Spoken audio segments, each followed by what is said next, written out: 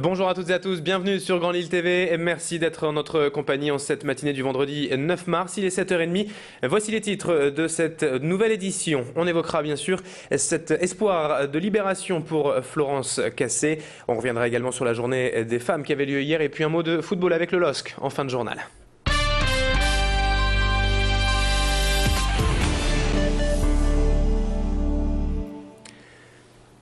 Mais on démarre tout d'abord ce journal avec ces images plutôt alléchantes du salon du chocolat qui a lieu ce week-end à Lille Grand Palais et dont l'inauguration avait lieu hier avec, vous le voyez, un défilé de robes en chocolat sur le thème de la bande dessinée. De quoi se mettre en appétit avant un programme tout aussi affriolant.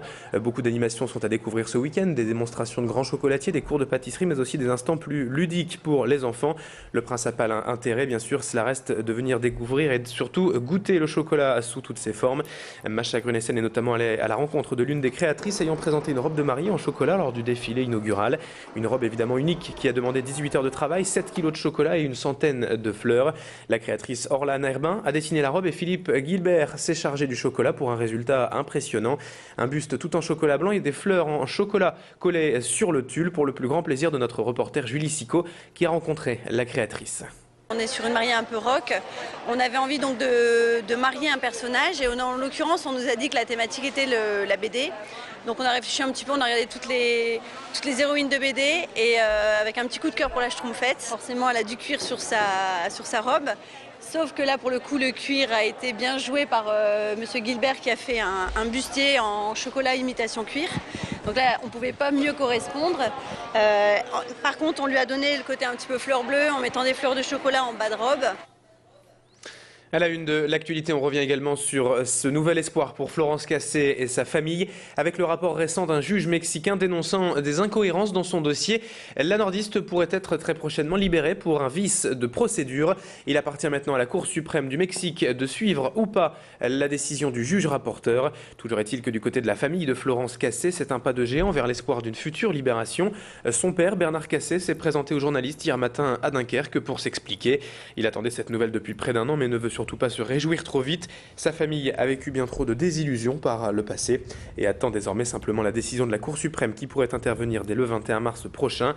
En réaction à cette nouvelle, Marion Villette a joint hier par téléphone le député maire de Falampin, Thierry Lazaro, défenseur de la cause de Florence Cassé. Il revient sur certains dysfonctionnements de la justice mexicaine. Là, il y a un élément quand même qui est très fort. Le juge Zaldivar souligne les grands dysfonctionnements par rapport à la Constitution. Quand on parle de violation de la présomption d'innocence, quand on parle de la violation des droits consulaires, puisque le consulat n'avait pas été prévenu de son arrestation, quand on parle de la violation du principe constitutionnel de mise à disposition immédiate à un procureur, on peut être raisonnablement optimiste. Mais nous serons heureux quand la décision qui va dans ce sens sera prise. J'en n'en ai pas encore là. Attendons le 21 mars.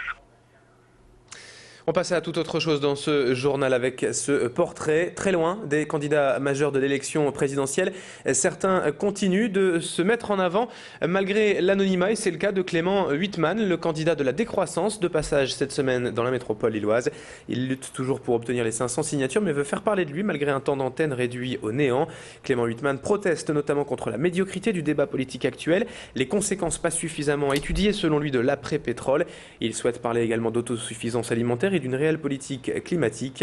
Clément Huitman sera également candidat aux élections législatives en juin prochain en Lorraine avec son parti des objecteurs de croissance.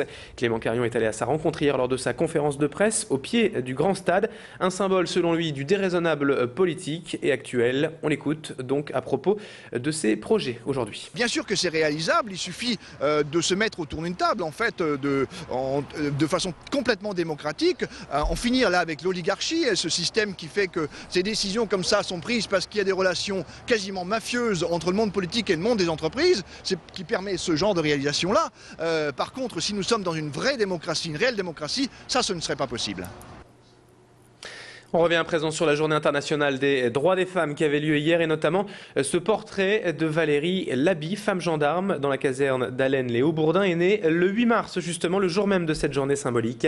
Dans sa caserne, il y a en tout 29 gendarmes, seulement 4 femmes, mais selon elle, être une femme dans ce milieu plutôt masculin n'a jamais posé de problème, que ce soit dans l'exercice de sa fonction ou dans ses relations avec ses collègues. Elle reconnaît ainsi que les mentalités ont changé depuis plusieurs années et qu'être une femme peut même parfois aider face à certaines victimes, notamment féminines évidemment.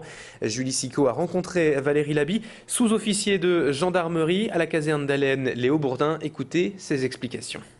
Quand je suis allée à l'école, la famille est un peu fière quand même, parce que c'est quand même assez difficile, même au sein quand on fait la formation à l'école, c'est dur, parce que quand je suis rentrée en gendarmerie, j'avais déjà 2 enfants, donc il faut pouvoir partir 10 mois et laisser ses enfants, parce que surtout que c'est jamais dans la région, donc c'est assez difficile à ce niveau-là.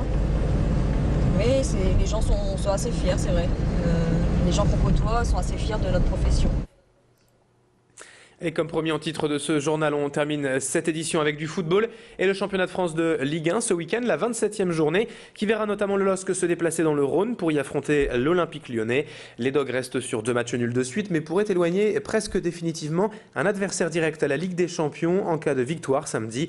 Ce sera quand même compliqué face à l'OL, mais les Lyonnais restent eux sur une réelle désillusion cette semaine avec leur élimination en Ligue des Champions. Et dans ces conditions, l'équipe rhodanienne est peut-être bonne à prendre. Réponse demain soir, samedi 21h pour ce match entre Lyon et Lille. C'est la fin de cette édition. Dans un instant à suivre la météo, l'infotrafic 7h36. Excellente journée à toutes et à tous sur Grand Lille TV.